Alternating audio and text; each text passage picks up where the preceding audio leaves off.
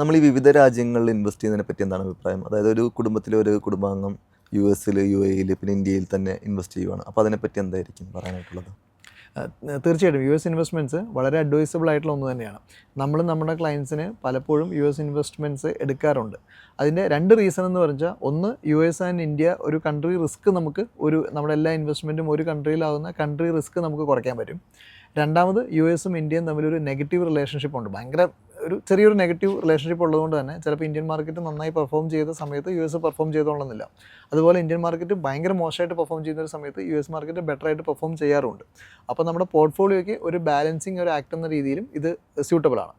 മൂന്നാമത്തെ most important aspect എന്ന് പറയുന്നത്, US-ലാണ് ഏറ്റവും കൂടുതൽ ഇന്നോവേഷൻസും ഏറ്റവും നല്ല ടെക് കമ്പനീസും ഉള്ളത്. സപ്പോസ് നമ്മൾ കാണുന്ന പോലെ നമ്മളെല്ലാവരും യൂസ് ചെയ്യുന്ന ആപ്പിൾ, അതുപോലെ നമ്മൾ ഡിജിറ്റലി എപ്പോഴും യൂസ് ചെയ്യുന്ന മെറ്റ, അതുപോലെ ഇപ്പോൾ ചിപ്പിൻ്റെ കാര്യത്തിലാണെങ്കിൽ NVIDIA, അതുപോലെ നമ്മളെല്ലാവരും യൂസ് ചെയ്യുന്ന ഗൂഗിൾ. അപ്പോൾ ഇത്തരം ടെക് ഭീമന്മാരെന്ന് പറയില്ല, ആഗോളതരത്തിലെ മൊണോപ്പൊളീസ് ആയിട്ടുള്ള എന്നാൽ ഭീമമായിട്ടുള്ള കമ്പനികളാണ്. ഇവർക്കൊന്നും there is no competitors across the world. അപ്പോൾ ഇത്തരം ഇൻവെസ്റ്റ്മെൻറ്റ് ഓപ്ഷൻസ് നമുക്ക് ചെയ്യാൻ പറ്റുന്നത് ഓൺലി ഇൻ US.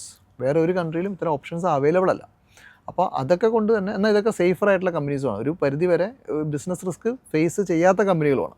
അല്ല, ഇപ്പോൾ നമുക്കിപ്പോൾ iPhone 17 ഇപ്പോൾ പുറത്തിറങ്ങിയ ഒരു സമയമാണ്. നമ്മളെല്ലാവരും അതിനെക്കുറിച്ചുള്ള ന്യൂസുകൾ കണ്ടു. ലോകമെമ്പാടും ആൾക്കാർ ക്യൂ നിൽക്കുകയാണ് ഇത് മേടിക്കാൻ.